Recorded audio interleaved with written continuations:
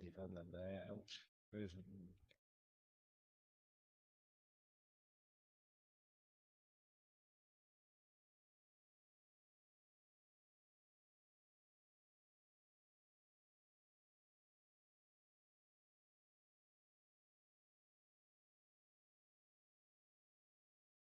Oh.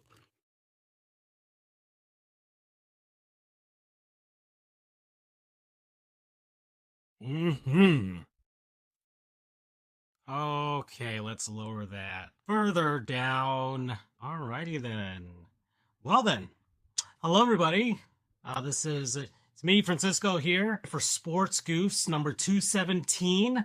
I'm joined, well, not joined by anybody here. Neither Charles nor Andrew are here, so it's just me in the studio by myself here. But that's fine. That's fine. I still have things to talk about. Talking to the void, make some clips for YouTube Shorts, and just talk like a crazy man. So I've got some subjects here. I'm trying to utilize something new here, as you'll see on the big screen upstairs here, that using our Sports Goofs Twitter account, which you can follow us on the Twitter at sports_goofs, at FJOGR, at Charles the True, at Dan Frijoles, and then you can do at FLA Cats History for my Panther stuff, at Marlins History for my Marlins stuff. So just to do what Charles always does in plugging the social medias. We're also on TikTok, Instagram. I've got a Blue Sky, don't even use it. But we're pretty much on everything. Facebook as well. We're doing some pretty good numbers on those too. And of course, listen to the audio version of this after the live show. But I've got some news topics here up on the big screen here. And just a few things in gaming over the last couple weeks, in sports as well. Some big news happening all today.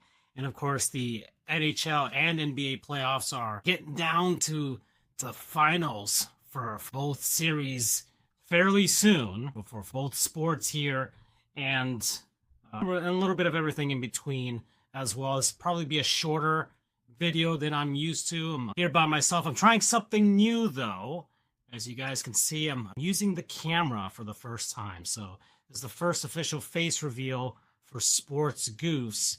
I'm sure Charles and Andrew will never do this, but I've already done this stuff on other podcasts anyways. So I thought I'd have a little fun with my actual studio here. Got the whole setup, the lighting, the green screen, and I've got the sports memorabilia gear here. So I thought I'd show it off a little bit. We can go into the full view of the studio here. I probably should have a slightly more zoomed in version so you guys can see the big screen upstairs and myself, but oh well, we'll just this is a new setup, and I haven't really worked out all the kinks yet. But in any case, let's go over to the big board here, and I'll just cut away to myself every now and then when I need to view something there. Okay, so first bit of news that came about today is that Activision has found a trademark for Crash Bandicoot movie and TV show. So they're going for both here. I don't think they'll produce both. I don't know how popular Crash Bandicoot is in comparison to the other mascot characters. Obviously, nobody's as big as Mario, and Sonic the Hedgehog has done a pretty good job, but I don't know if I would put Crash Bandicoot on the same level as Sonic, nor the franchise really is on the same level of a lot of other series out. There's definitely a lot of nostalgia for Crash Bandicoot. You had the Insane Trilogy that remade all 3 games there. You had a 4th Crash Bandicoot come out as a result of that. So maybe Microsoft, because they own Activision now, is trying to strike while the iron's hot here. They've got Minecraft having a second movie, and they got to start pushing their franchises, as they've seen Nintendo has been able to start pushing a lot of the franchises here and really trying to spread love with Fox in the Mario movie. So gotta spread love with some other stuff. Crash Bandicoot, the new head of Xbox, she's trying to put things together and trying to restore the value to gaming for Xbox. And that starts with a lot of their franchises. Forza is doing a really good job. I've yet to play it, and that's only because I've yet to finish Death Stranding 2. I'm so 70 hours into the game, and I might be 1/3 of the way there. I've done 49% of the achievements so far, but Charles says there's probably another 50 hours left for me. This is a big one. This is probably the longest I've played a game since since Tears of the Kingdom. Tears of the Kingdom for Zelda. That's probably the longest it's been, actually. So I'm thoroughly enjoying the game, just enjoying the gameplay loop. But Forza Horizon 6 is my next big one, and that's another open world game that I'm going to have to sink my teeth into for several hours for sure. That's probably going to be at least 30 more hours there just on Forza alone, based on the fact that I've played every game in the series and I've done a lot in all of them. So looking forward to all of that, but heading back over to the big board here. So they are filing that for Crash Bandicoot. We'll see. I mean, as well. A lot of video game series are trying to get in on this movie and TV craze at the moment. I don't know if a lot of TV series are coming out. We had a Halo series recently, but with movies, yeah, for sure. Mortal Kombat's got a second movie here. Street Fighter's going to have a movie coming out fairly soon. Minecraft's got a second one coming out. Sonic 4 is coming out as well.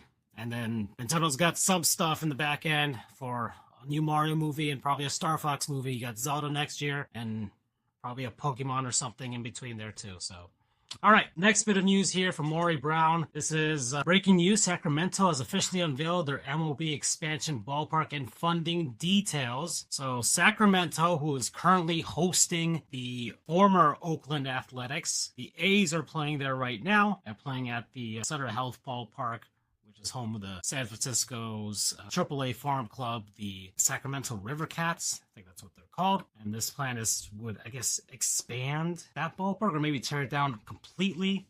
But I'm not going to click on the article here. But in any case, Sacramento's going to try and go for it, apparently. As far as expansion clubs or expansion cities are concerned, I think MLB is definitely just going to do 2 cities because you got 32 in the NHL, you got 32 in the NFL. NBA's already said they're going to do Seattle and Vegas. Those are the 2 that are going to be going there, and the Supersonics are coming back. But Sacramento, I guess maybe if they can pull this off, they can let the A's stay. But I guess even if the A's did leave, they're just going to be like, hey, we supported the A's for a few seasons, and we can still do this. And Sacramento's a pretty sizable city when it comes to all of baseball in California there. But I think baseball is definitely looking at Salt Lake City. I think that's, if they have to have a West Coast team, that's probably where they would want to put one, given that Salt Lake City is growing. I just don't think about the A's. They're so far away. They're in the American League, so they're not really in my radar when it comes to that. Charles and Andrew have American League teams that they're cheering for, but they're in the American League East, and they're in the same division. They're just worried about each other because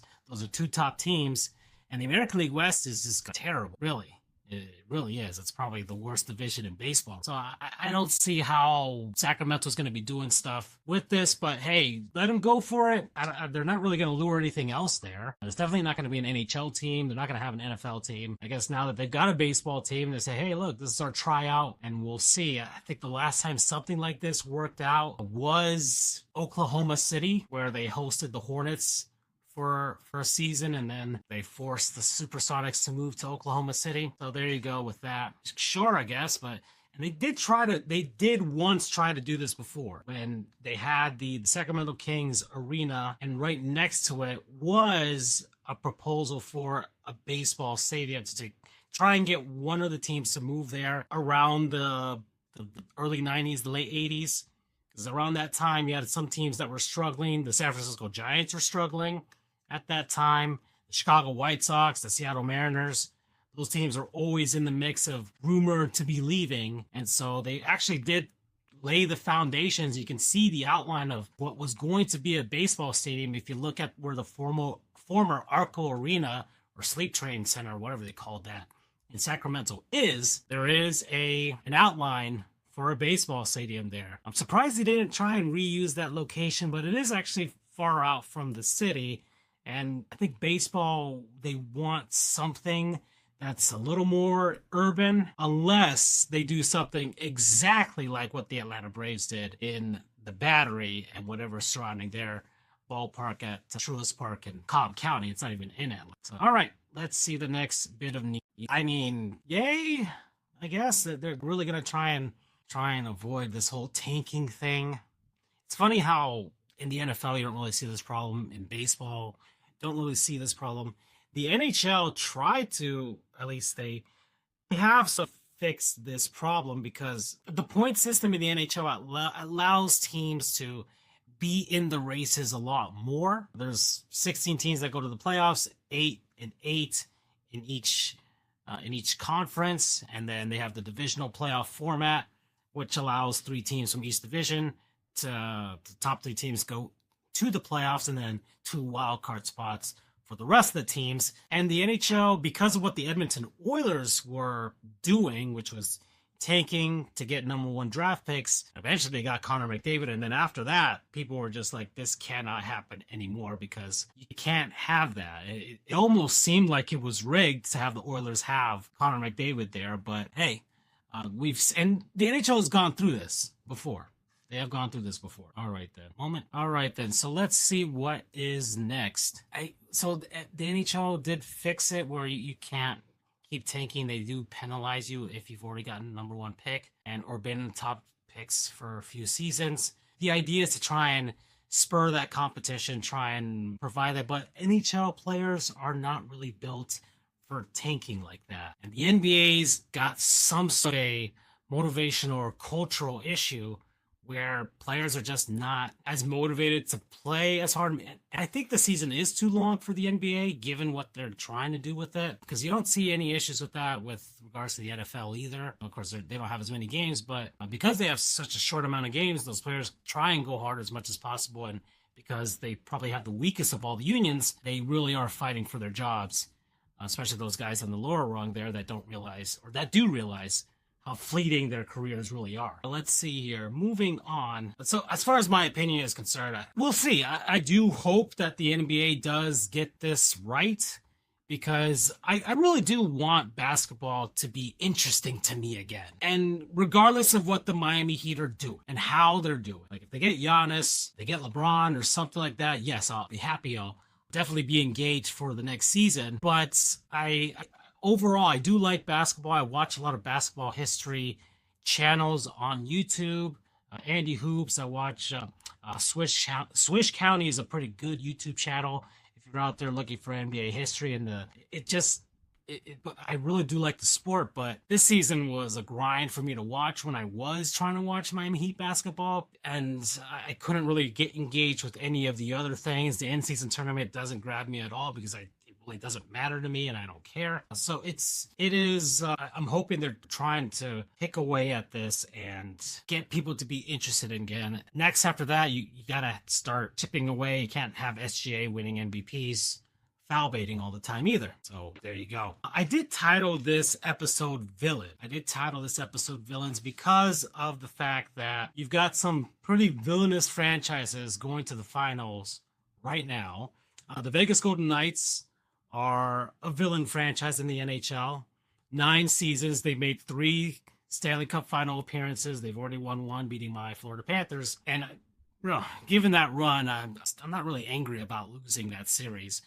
Had the Panthers been healthy, I think that would have been a much stronger series because we almost made it 6 games and could have made it 7 if they had been healthy. But really wasn't seeing the Golden Knights as a bad guy team at that time.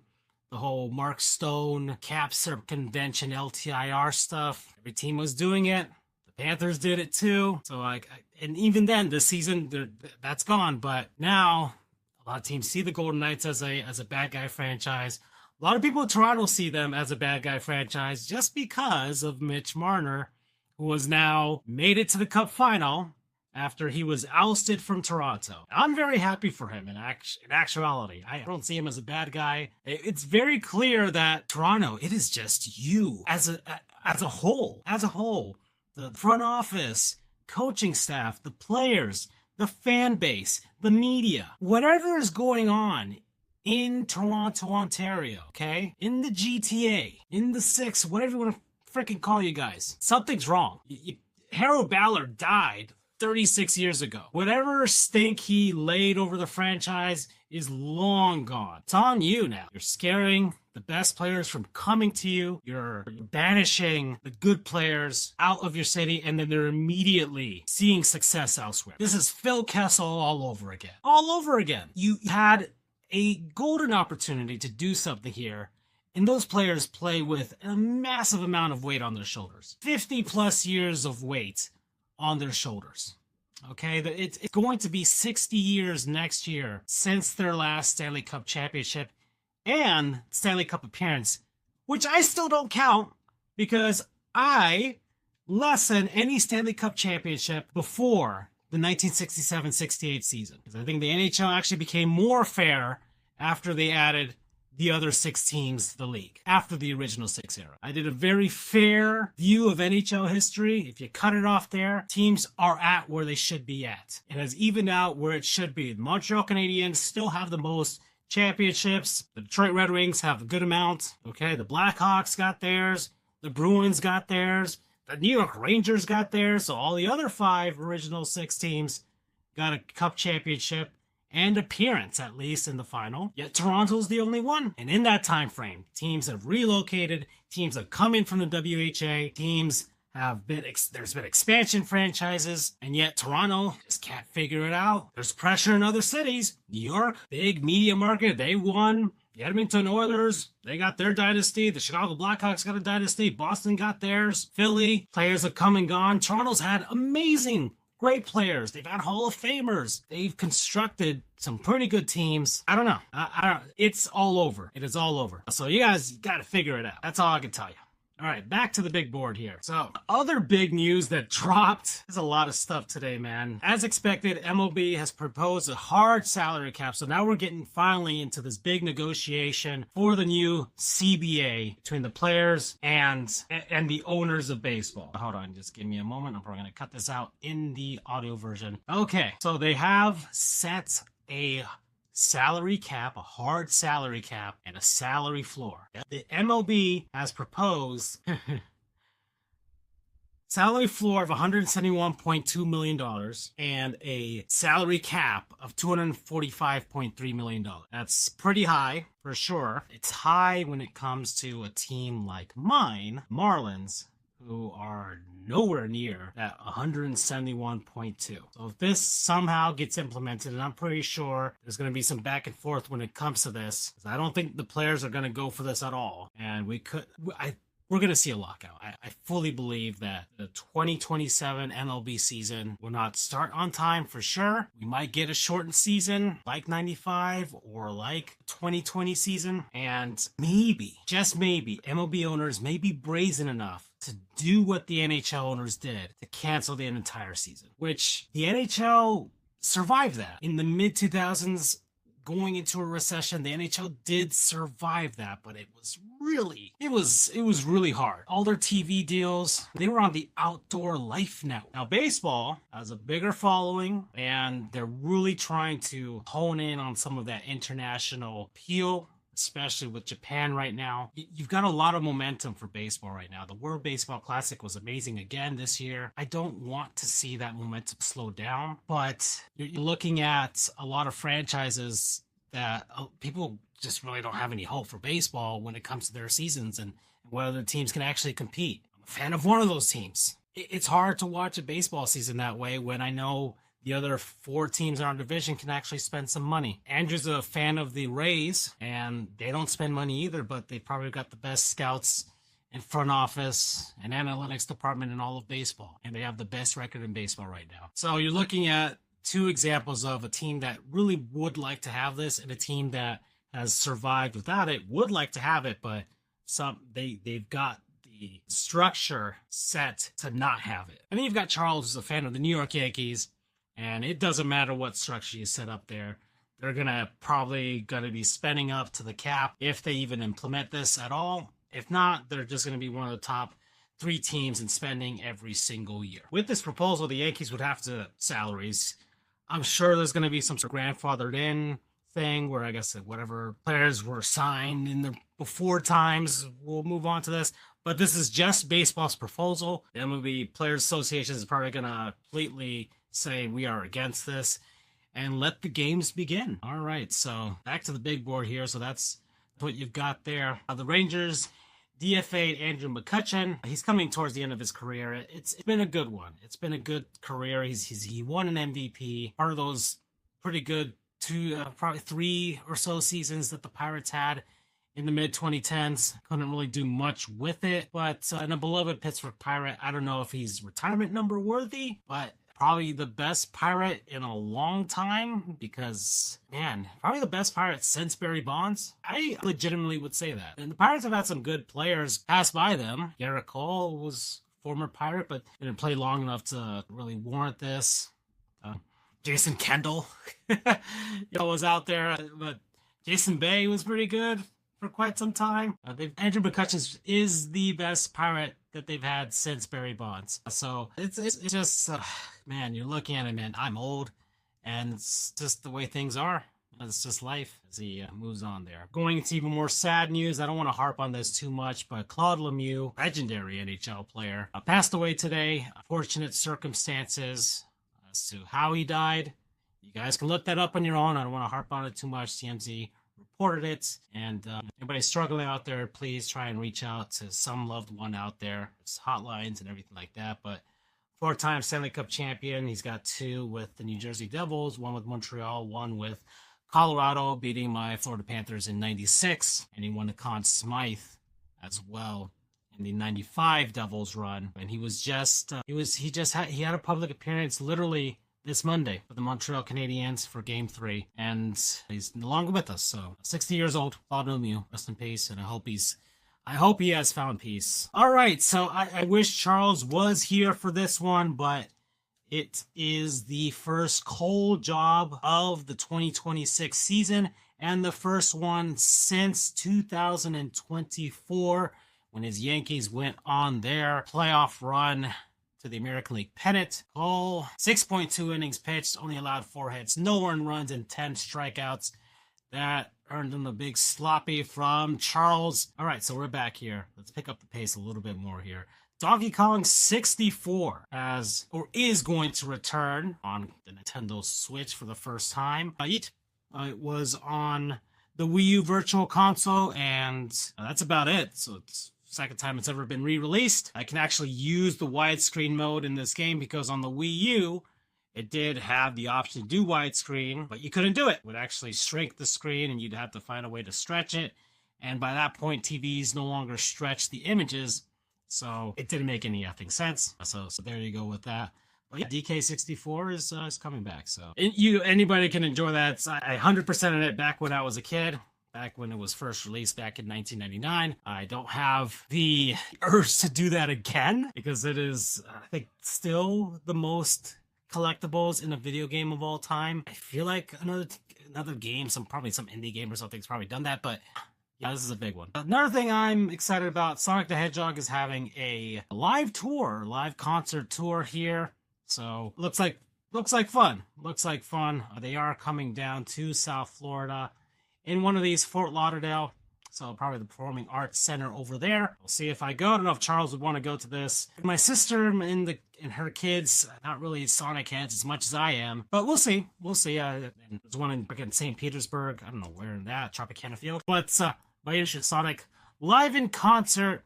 But Sonic music is different, and this doesn't seem like it's an orchestra, more as it's just like maybe rock music, rock style, which is a lot different than the Zelda concert that I went to, where that was an orchestra. Travis Kelce from the Kansas City Chiefs, he has bought a minority stake in the Cleveland Guardians, so good on him. I guess he was recently at the Cleveland Cavaliers game as they got swept by the New York Knicks.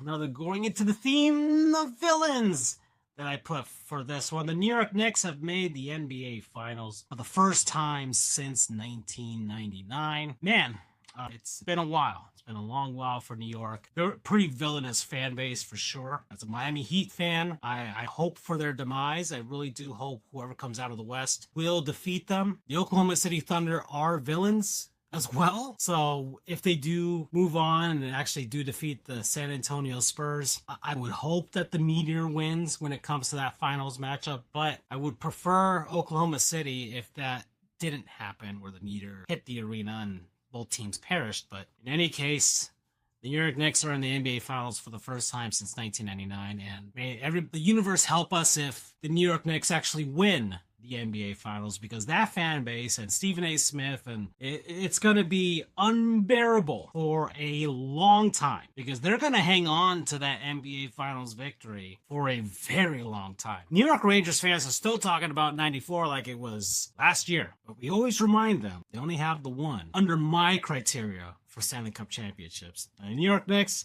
haven't won since the early 70s. That's it. So we'll see. We'll see. But I don't want them to have, I think that would be their third NBA championship if they actually do win it this year. I don't want them to tie the Miami Heat. I do not want that. But yeah, Travis Kelce's minority stake in the Cleveland Guardians. Good on him, I guess. A boyhood dream for a lot of people to own their favorite team. So that's all right, cool. I wish Charles was here. I wish I could have him and try and talk a little more here, but The Witcher 3 is getting another expansion, so they're just gonna give more stuff away in this game. CD Projekt Red is still one of the better developers out there when it comes to providing a lot of value to the gamers that buy their games. And here's another example of that. I haven't bought The Witcher 3. I only have The Witcher 1 in my collection on my PC. Don't really feel like playing it anytime soon. It just seems like it's a lot. But yeah, that's just a big bit of news that nobody would expect. Nobody would expect. All right, then. I do want to show this image. I'm going to go to the big board here 1 second. I just want to copy something real quick. Capture here. Let's copy myself here, and let's go here. All right, so now I'm in the middle of the screen here, but I put myself to the side here. All right, screen's over here. Okay. So you've got an image here. I'm going to load it now. This is a very fun follow for Marlins fans here. This is Marky MXRK, Marky Mark. He does an image after every Marlins game. He does a digital sketch after every Marlins game, win or lose, right? When it's a loss, it's a little more depressing. When it's a win, it's a lot more upbeat or funny or inspirational. But the New York Mets recently played the Marlins. The Marlins swept the New York Mets. And this image he created for the first game of the series after the Marlins won that one. It's an image of Mr. Met sitting at a hotel in the corner in the cuckold chair as Mrs. Met is strapped by her arms to a bedpost here, to the headboards. She's blindfolded. She's got a ball gag in her. There's lube and some other sex toys around her, and the image just in the left hand corner of Billy the Marlin's hand with a whip as he's about to have a good time. This is one of the funnier things I've seen on Marlin's Twitter, and this one did go viral because my goodness, I'm very happy for him. He's got 1 million there for that one. I've had a couple posts that I've hit 1 million, but this is one of the most hilarious things I've ever seen. And Mr. Met is definitely enjoying what he's seeing because he got a big old smile there. So I don't think the Mets are going to reference this in any way. You already had Dinger already feeling around Mrs. Met for quite a bit there. Man, this is hilarious.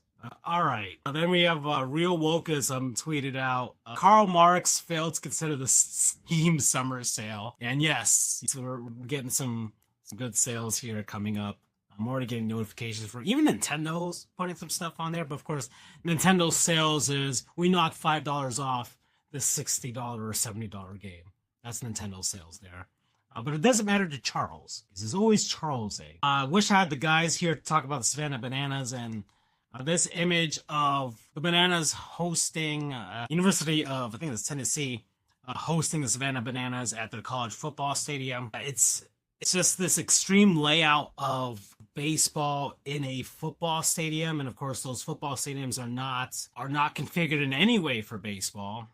Those seats cannot retract back like at Pro Player Stadium back in the day with the Marlins or the other multi-purpose stadiums that were out there. So you've got what should be a regular baseball field shoehorned in there with the left field and center field completely cut off in a normal baseball field for pretty much the rest of it there. I'm surprised they didn't go like the Polo Grounds route where it's just big infield there and then just short porches both ways, left and right, and then a big old center field. But I would do that personally from a nostalgic standpoint. But a lot of people go to the Bananas games. I've never been to one. My sister and her kids, they've gone to see that. I've seen some of the gimmicks and stuff that they've done. I'm sure it's like fun and lighthearted when you actually do go, because especially if you paid that money to go see it, you trying to have a good time, but I don't know if it is completely for me, but I can see myself actually just like enjoying it. Hey, this is just dumb fun.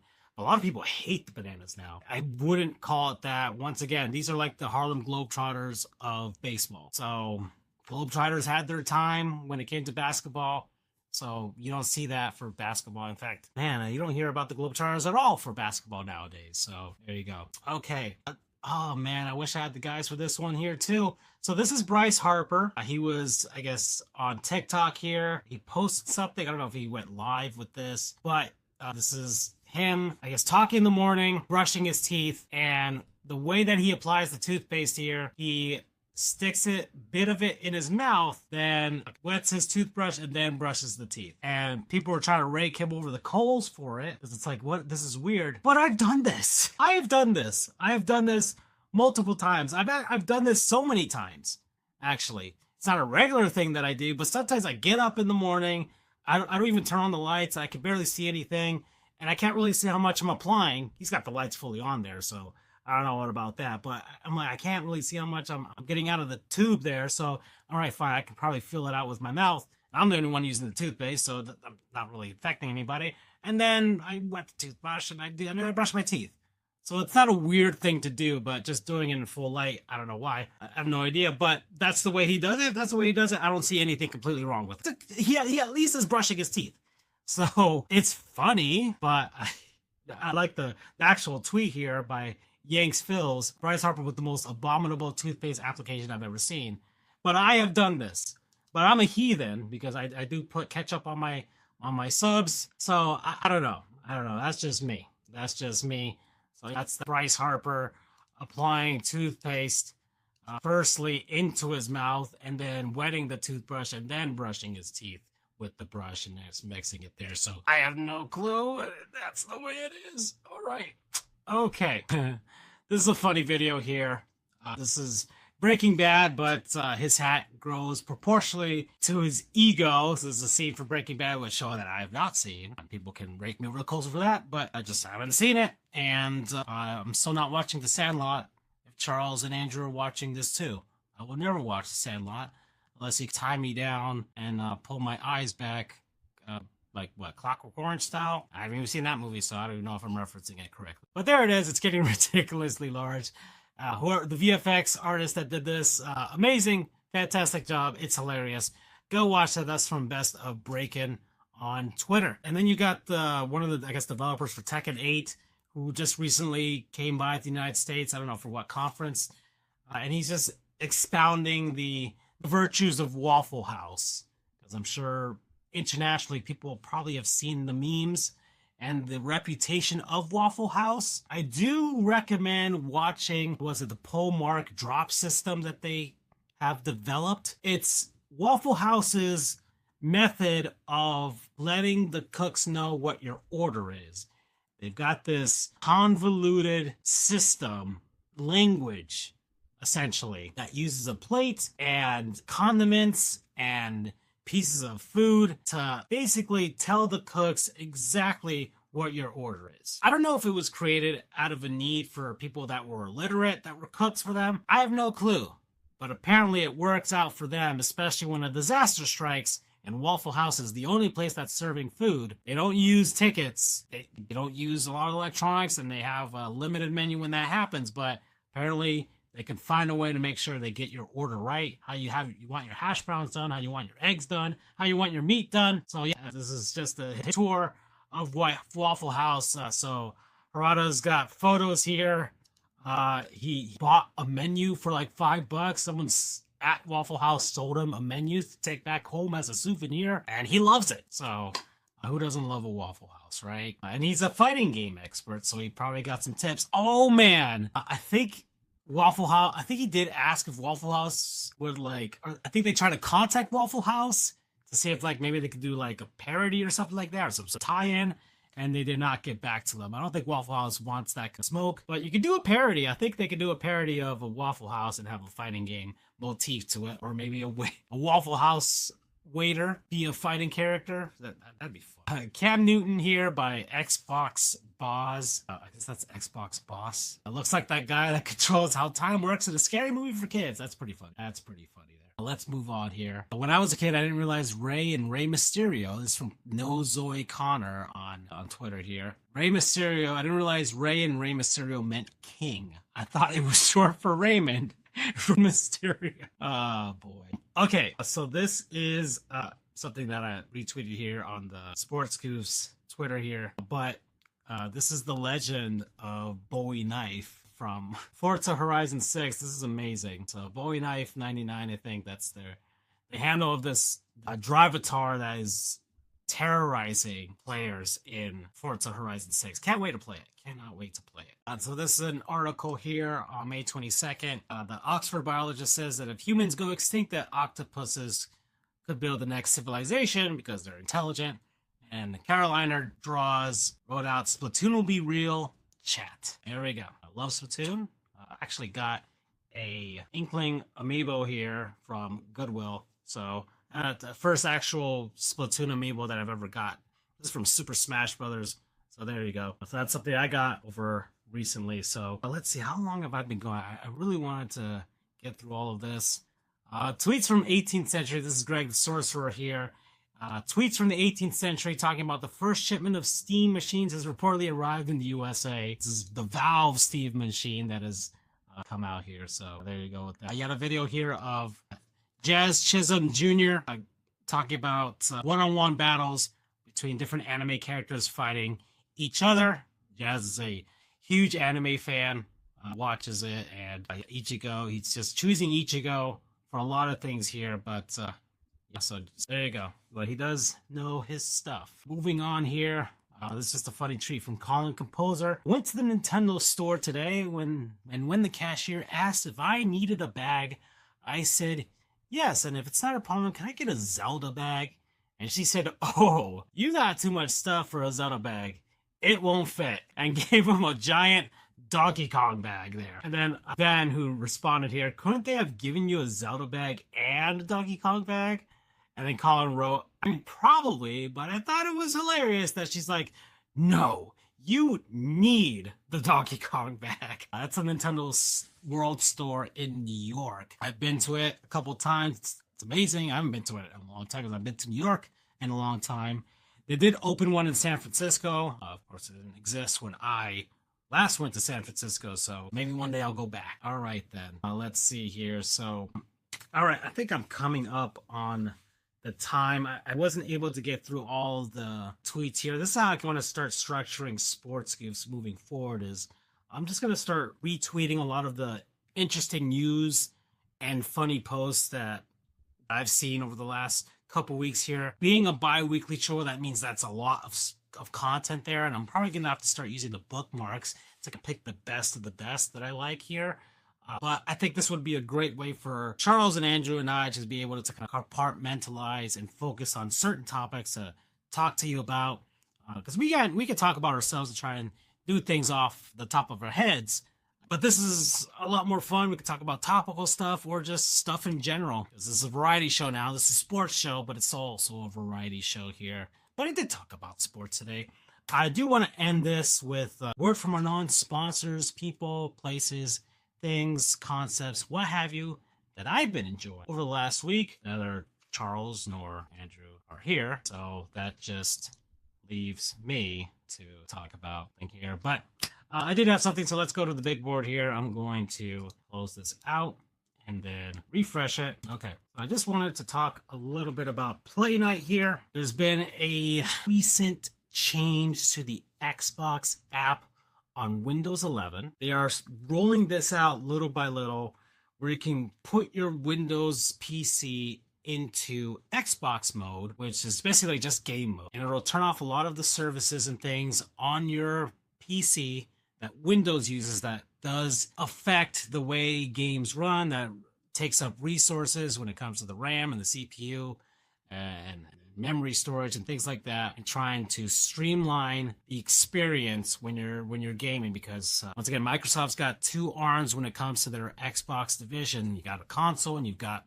PC, and they realized that they may start losing PC players as far as their operating system with this uptick with Valve and their Steam machines and their Steam Deck. Yes, the prices are being raised for these machines. I get that. Some people cannot afford it now. All the components are getting more expensive. I'm by myself. I was fortunate enough to try and get ahead of it by building my gaming PC way beforehand, before anything got way too expensive. Got my Nintendo Switch at launch, the Switch 2. So I'm pretty set when it comes to gaming. But I do want to, I haven't been selected so far for the new Xbox game mode for my PC yet. So I don't have that yet. But supposedly, and from what the videos I've seen, it does unify everything into the Xbox app, and you can have your Steam games and your Epic Games Store games and Good Old Games Store games, and maybe other games that are installed on your PC to just run from one solitary app and make it one experience that you can control with a game controller as well as the keyboard and mouse. Before that, though, and this is something that I think I've not sponsored them before, but I've really been having fun with a lot of the options that you have here. It's been Playnite. This is what I use, and this is what I'm using so far. And if this Xbox mode is as good as advertised so far, I'm going to move on to using that. But I have Playnite here in the meantime, and hopefully maybe Playnite might be able to play nice with the Xbox mode, where I can use the cutting out of services and things that I don't need for gaming. I can just use Playnite instead, and I think people can do that, but they're going to improve that. But in any case, Playnite puts all of my gaming clients and services all into one place. I have Ubisoft Connect, I have EA, I have Xbox, I have Steam, I have Epic Games, I have Good Old Games, I have all of the clients, right? And some people only stick with one, especially when it comes to Steam. I'm getting free games from everywhere when it comes to that. I would rather have everything in one place, and I'm not a stand for any single solitary service out there. I bought games on the Epic Games Store. I bought games on Steam, on Good Old Games. I'm fine just finding a good deal on a game and just getting it. Most of my games I get for free. Thank you, GamerPower.com. But I use this to unify everything, and you can have themes. They have full screen themes. You can have it just like a desktop there. We can have everything there too. But the themes are what I like about it, because I can control it with my gaming controller, sit back and let it run like you can have it run looking like the Xbox Series menu. You can make it look like the PlayStation 5 menu. You can make it look like the Nintendo Switch menu. Or you can customize it to have different colors and anything in between. There's different open source as well. You have all these other people just developing their own themes, their own apps and extensions where I can have all of my achievements be viewable on one thing from all of Unified using exophase and things like that. So I've really been going deeper into this. I can have a screensaver that plays trailers from all the games that I have. And I've actually seen trailers on the screensaver for games that I've yet to download and install. And I'm just like, wow, that actually does look like an interesting game. I would like to download that and have that as the next game in my gaming journey. So it's a fantastic app so far for Windows. I think you can use it on Linux as well. It just makes things simpler for me, and when I just want everything in one place and I don't want to just remember where exactly a certain game is, it pulls from all your accounts into one. Just makes it a lot easier. So Playnite, promo code PlayNice. All right, folks. So that's about it.